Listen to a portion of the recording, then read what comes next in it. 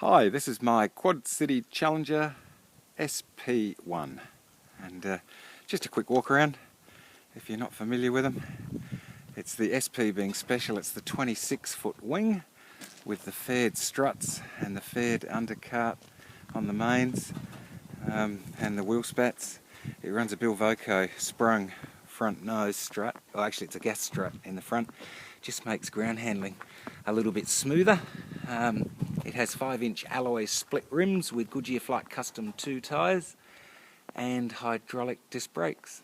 It's a Rotax 503 dual carb, dual ignition, and it has the Rotax vac fuel pump there, but I have an electric backup as well. The belt reduction and a 3-blade comp or Brolga carbon fibre prop, set fairly fine, so gets you off the deck real fast.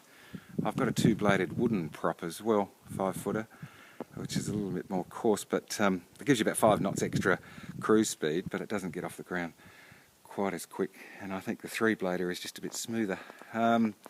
Pretty standard in the back end. It's got a dorsal and a ventral fin, little wheel under there. You can see the little stand I've got under the back, and that's because when you hop out of the Challenger, it comes back onto its tail, part of the weight and balance. When you hop in the plane, it comes back onto the nose wheel. I've got the doors on there, and it flies without the doors. In fact, it doesn't seem to alter its performance at all. It's winter at the moment, not that you'd know it, would you? It's beautiful, but it's still quite cold in the mornings. We were -1 this morning, so I have the doors on. In summer, the doors come off, they go in the shed, in the hangar, and they stay there. The fuel entry point is there, so you're not climbing up on top of wings with ladders and things. It's nice and simple to get the fuel. We'll open the door and have a look inside. Pretty standard inside. Headset, fuel tank is in behind there, and that gives you about 250 nautical miles. And you come inside, and pretty standard inside. It's quite snug inside. There's enough room, but there wouldn't want to be any less room. You've got your ambient temperature, your Navman, fuel flow meter. That's your electric fuel pump there, your master. And airspeed, vertical speed, altimeter.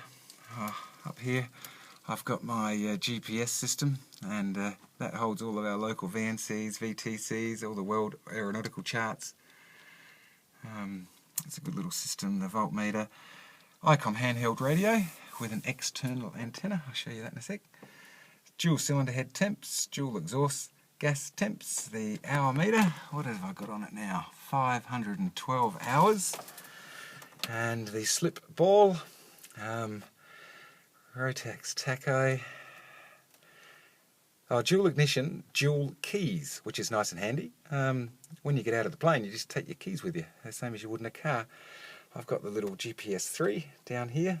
It has there's the brakes mounted on the actual stem there with the hydraulic master cylinder, a little floor air vent down there, so in summer when she's getting a bit warm you can open the vent and get a bit of cooling. Strobe light set up there.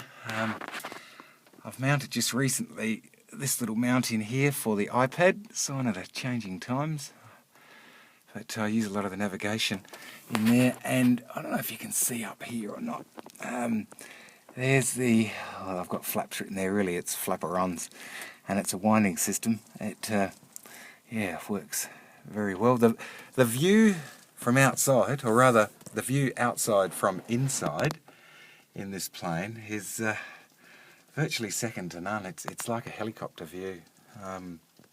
You sit just, I'll just slowly pan around there, you just sit just forward of the leading edge of the wing, so your view is uninterrupted, and being a single seat, of course you can look down either side, and you get a fantastic little view out there looking straight down. But no, it's I've flown quite a few light planes, and there's not many that have got a view like this. There's the antenna connected to the handheld, and that works really well. Yeah, it gets great reception and transmit power. Come around on the starboard side, which is pretty well the same, but without the the fuel gauge. The track on this one, you can see how wide the track is on the mains, and ground handling, even on the windiest days, is no worries whatsoever. It handles crosswinds like you wouldn't believe. The cruise speed in this one is about 65 knots. Now I say 65, I sit along at 65. At 65 knots I'm burning 12.5 litres of fuel per hour. She'll quite easily cruise along at 75 knots, but at 75 it pumps the fuel burn, you're getting up closer to 15.5, 16 at 75.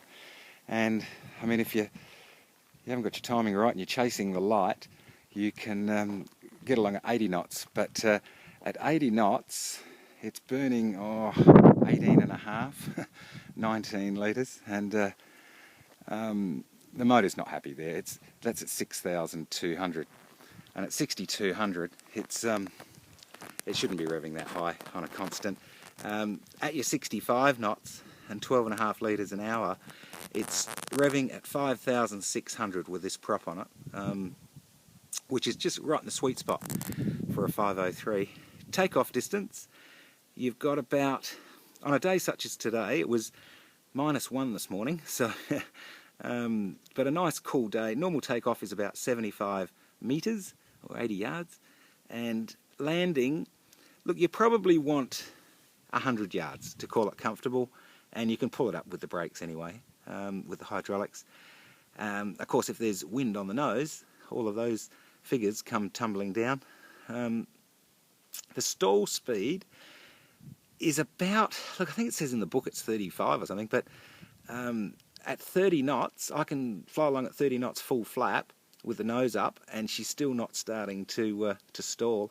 So I call the stall about 30 knots, and when it does stall, it doesn't do anything silly. It sort of mushes and starts to sort of lurch over, and then puts the nose down and starts to fly again. It's just a good little all-rounder aeroplane. So there you go. That's my Quad City Challenger SP1 in Australia.